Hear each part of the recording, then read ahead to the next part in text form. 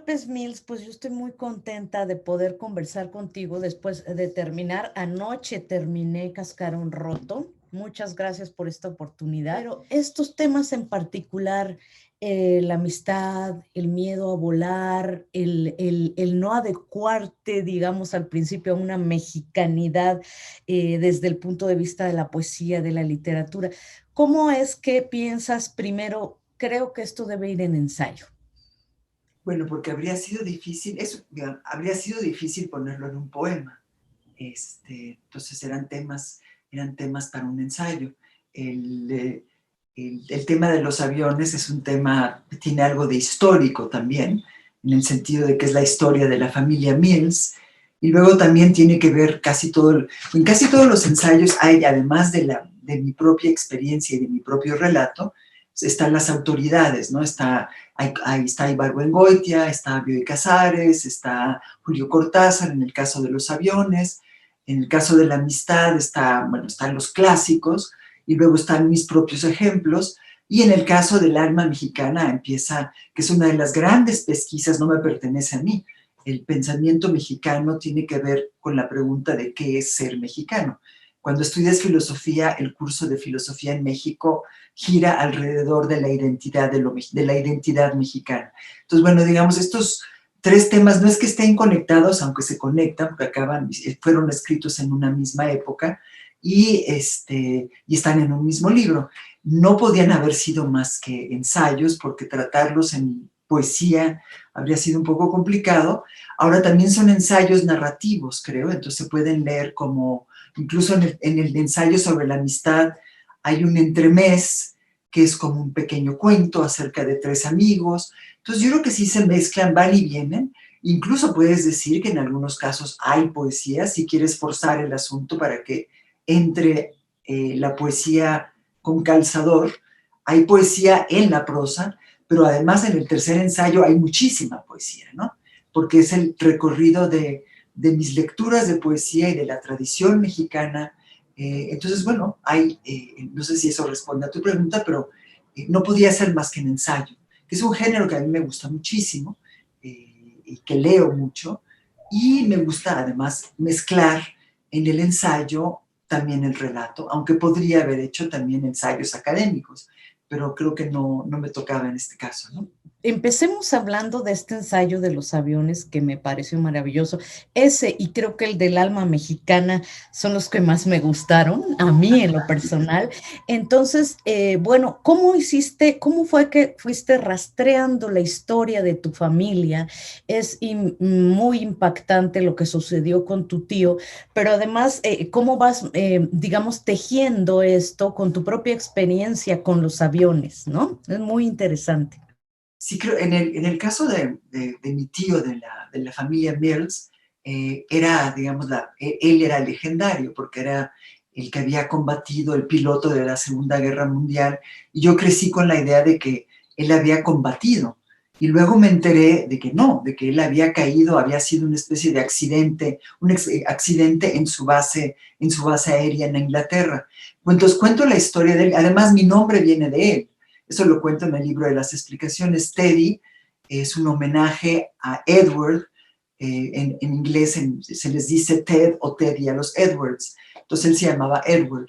Bueno, entonces tengo una prima en Estados Unidos que tiene esta correspondencia. Ella es la nieta de Ted y la hija de Mike, que también aparece en este ensayo. Entonces, bueno, ella me mandó estas cartas, no me quiso, no me pudo mandar más, ha de tener una correspondencia muy impresionante con su papá y con su abuelo, y además con mi propio abuelo, pero esa no la compartió, nomás compartió estas cartas. Entonces, a partir de eso y de mi propio miedo a los aviones, a volar, pues tejí esta historia, porque además está el hecho de que dos parientes míos murieron, parientes militares además, murieron en aviones. Mi mejor amiga murió en un avión en 86. Y todo esto lo fue mi obsesión con las películas de aviones, con los cuentos de aviones. Y luego meto ahí la idea de la trama celeste, que se basa en el cuento que se llama La trama celeste de Bioy Casares, de estos accidentes aéreos que pueden ser tramas celestes. Bueno, todo esto se acaba mezclando para luego terminar con los festivales y los congresos y las ferias del libro que necesariamente implican aviones, ¿no? Hay que tomar un avión para llegar a estos lugares y a mí siempre me llena de pánico y de vértigo saber que voy a tener que tomar un avión para llegar a Oaxaca o a Saltillo o a lugares más lejanos, participar en ferias, etcétera, etcétera. Entonces, un viaje, el mismo ensayo sobre los aviones es un viaje que culmina una vez más en un accidente de aviones, porque, bueno, a cada rato yo rastreo esas noticias en los periódicos, entonces fue así como ocurrió, ¿no?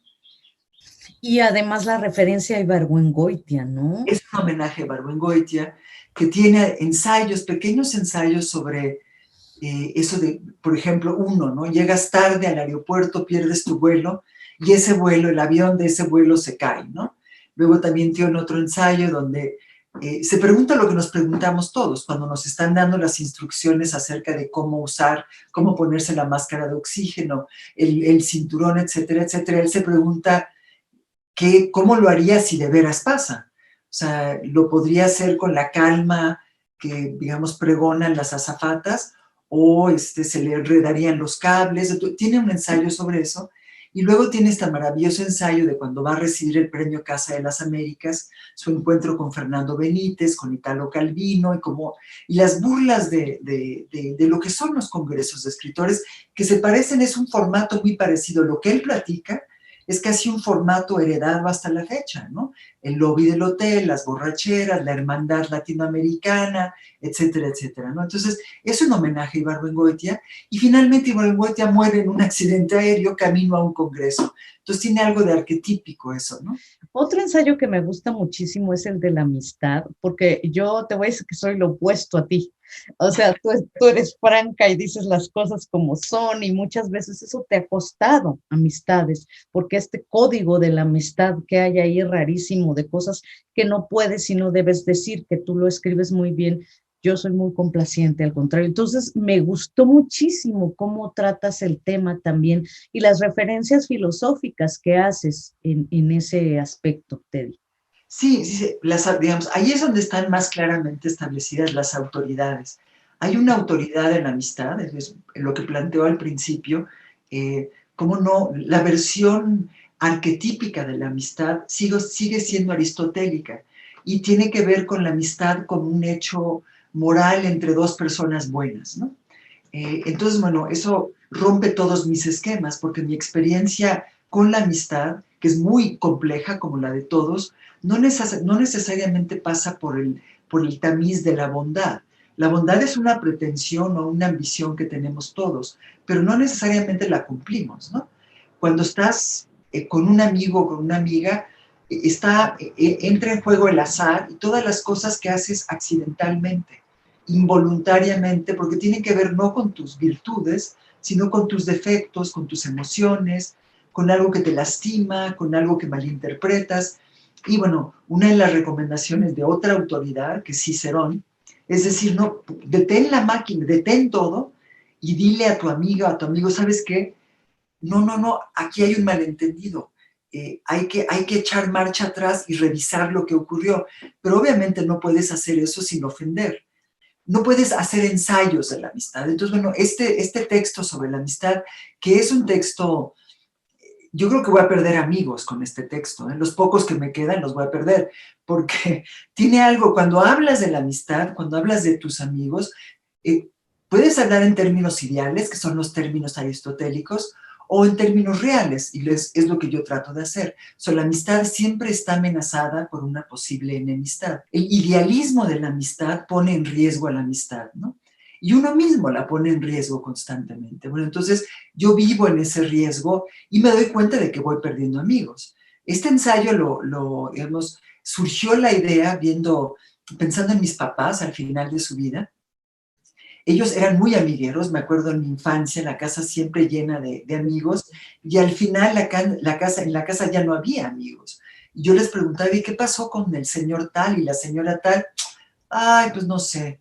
Ay, es que es muy pesado. Ay, es que bueno, no hubo un malentendido. Y también el caso de, en fin, caso de muchos digamos, mucha gente que en ese entonces tenía la edad que tengo yo ahora y que de repente, bueno, pues de repente estás más solo que antes. Hay gente que tiene el don de la amistad, que yo también conecto, en ese sentido se conecta con el de los viajes y los aviones. Hay gente que tiene el don de los viajes también, ¿no? Yo Ujú. no tengo el don de los viajes y creo que no tengo el don de la amistad, pero la analizo escrupulosamente, ¿no?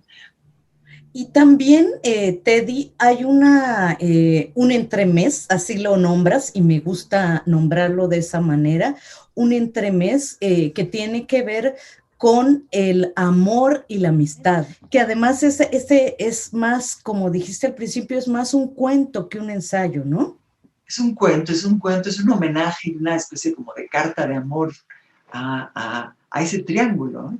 Y también, bueno, es una cosa que no había mencionado antes en el texto, en el ensayo sobre la amistad, se refiere sobre todo a las amistades históricas, porque están las amistades recientes que a veces son duraderas por superficiales, por recientes, porque no tienen historia, y luego están las amistades que llevan muchísimo tiempo, tus viejos amigos o tus viejas amigas, que ya han acumulado mucha historia, lo cual significa cosas buenas y cosas malas.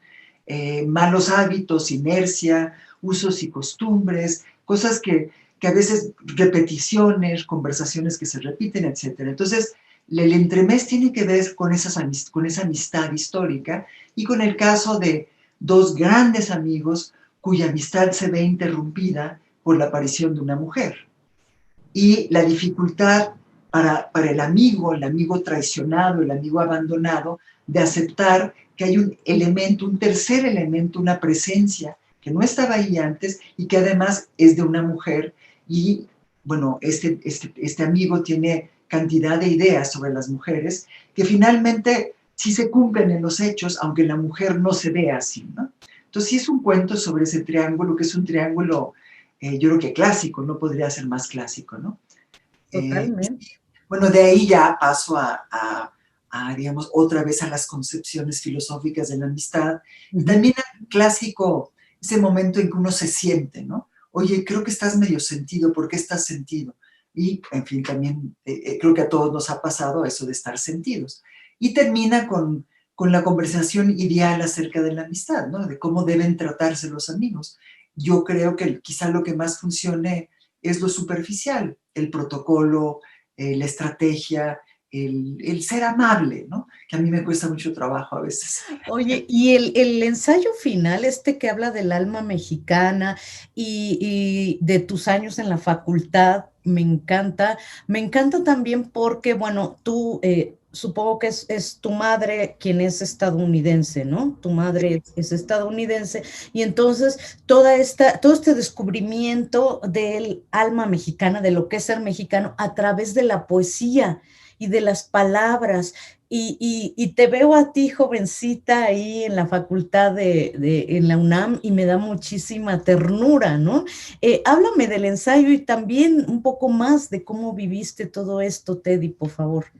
Sí, bueno, ese es otro ensayo que tiene que ver con el viaje y es un viaje en el tiempo, digamos, así me lo planteo. Es una educación poética, una educación sentimental y es un viaje en el tiempo al año de 1979, que es cuando estoy yo en la Facultad de Filosofía y Letras. Yo estudié filosofía y los compañeros con los que estoy dialogando en el ensayo constantemente son compañeros de letras hispánicas. Entonces, bueno, me presento en la facultad. Antes de eso, debo aclarar que, digamos, toda mi infancia, casi hasta los 15, 16 años, mi vida transcurrió básicamente en inglés. El lenguaje, digamos, de la casa era el inglés porque era el idioma materno. Yo iba a un colegio donde se hablaba inglés y mis lecturas eran en inglés. Entonces sí tuve que romper la barrera. Digamos, es lo que digo en el ensayo. De repente pedirle a un idioma que se pasara al asiento de atrás, ¿no? Y puse en práctica una disciplina feroz en la cual yo borraba el inglés en mi cabeza para darle el lugar preponderante al español. Bueno, entonces, bueno, entro en la facultad y en la facultad ocurre todo lo que ocurre en la facultad. Y ahí hay un aeropuerto otra vez. No sé si todavía le digan aeropuerto a esa zona de la facultad, que es donde confluyen todas las escaleras y todos los vientos, pues. O sea, tú entras por el largo pasillo y llegas al aeropuerto, que es donde se abren todos los caminos. Y así le decíamos, nos vemos en el aeropuerto, después de clases siempre había reuniones en el aeropuerto, y ahí es donde ocurre este ensayo, que, bueno, empieza con Monsiváis, es también un homenaje a la presencia de, digamos, al sarcasmo de Monsiváis, a todos los permisos que tenía Monsiváis, a las descripciones de lo mexicano que hacía Monsiváis, y a mi irrupción en ese mundo del alma mexicana, de la literatura mexicana, de la poesía mexicana, y mi aprendizaje de cómo hacer poemas oficialmente, ¿no? Entonces, creo que es el ensayo más clandestino de los tres. Está escrito en clave, estoy yo muy presente, pero también están presentes los odios, los amores, las polémicas, los grupos. Está Paz, está Said, está Elizondo, está García Ponce, está José Emilio Pacheco, está, sobre todo está en las antologías, porque mi primer roce con la poesía mexicana fue con las antologías, Poesía en Movimiento, fue fundamental. Y luego están las lecturas posteriores. Está el libro de Sheridan sobre la polémica nacionalista de 1932. Está la correspondencia maravillosa de Octavio Paz con Orfila Reynal, sobre poesía en movimiento. Entonces, bueno, todo eso, y además mis lecturas puntuales de poesía mexicana, la poesía mexicana canónica, y las preguntas de Carlos Monsiváis sobre qué significa la tradición mexicana y qué es el alma mexicana. Y finalmente salgo de la facultad, ¿no? Y el tema, ahorita ya hablaste un poco de las polémicas, esta polémica tan famosa entre Octavio Paz y Monsiváis, ¿no? Es también tiene mucho que ver con el alma mexicana, con la mexicanidad y también con la poesía, también con el sentido de la poesía, bueno, hay más en el tono en la antología de Gabriel Said. Y hay una cosa que a mí me resultó mucho, me resonó mucho porque todavía sucede. Esto de los poetas nuevos, jóvenes que van dejando atrás a los poetas viejos. ¿Y cuál sería tu reflexión al respecto ahora, Teddy?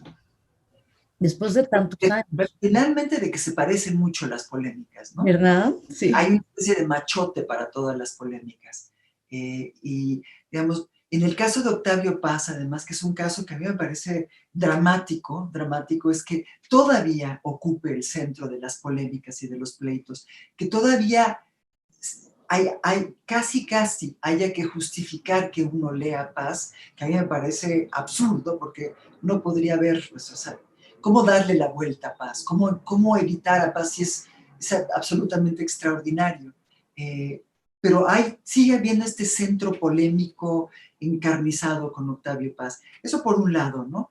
Y por otro lado, también en el caso de los poetas jóvenes, ahí se ve claramente cómo siempre nos han entusiasmado mucho los poetas jóvenes. Todo el mundo se entusiasma con los poetas jóvenes y además, pero luego se te olvida que esos poetas jóvenes van a dejar de ser poetas jóvenes. O sea, no es una condición permanente. Entonces, sí recuerdo cuando yo estaba en la facultad, bueno, salió la Asamblea de Poetas Jóvenes Mexicanos de Gabriel Said, que causó gran revuelo, todos se buscaban en el índice. Muchos amigos míos estaban ahí, amigas y amigos míos, que todavía además son poetas, digamos, ya consagrados. Y recuerdo el enojo, el horror, porque no estás, porque sí estás, y fue un libro, digamos, fundacional también por la manera de hacerse, por la manera en que hizo esa antología Gabriel Said, que es un gran antologador además. Entonces es toda esa discusión acerca de si los poetas jóvenes son innovadores o no son innovadores, pertenecen a la escuela de la claridad o a la escuela de la oscuridad, son poetas de lo inmediato o de lo mediato. Las discusiones siguen en pie, yo creo, no han desaparecido. ¿Qué tan mexicanos son? ¿Qué tanto están vinculados con la tradición mexicana o son, como se decía antes, extranjerizantes? No toman en cuenta la poesía mexicana, la toman en cuenta. Creo que hasta la fecha se sigue hablando de lo mismo, ¿no? Siempre hay que ofrecer disculpas y siempre hay que pedir permisos, ¿no? Entonces, la historia, el tercer ensayo es la historia también de esos grupos, los grupos que siguen estando aquí, ¿no?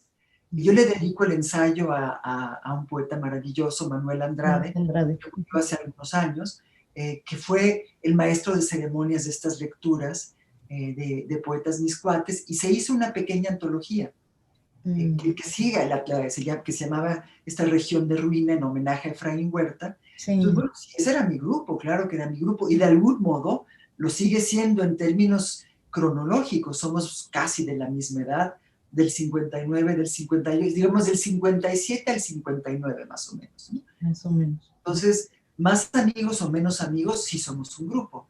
Pero digamos que yo practique, esté metida en un grupo, no, para nada, más bien diría que tengo amigos de todas partes, ¿no? Bueno, ya no sé, después de mi ensayo sobre la amistad, quién sabe. ¿Qué va a pasar?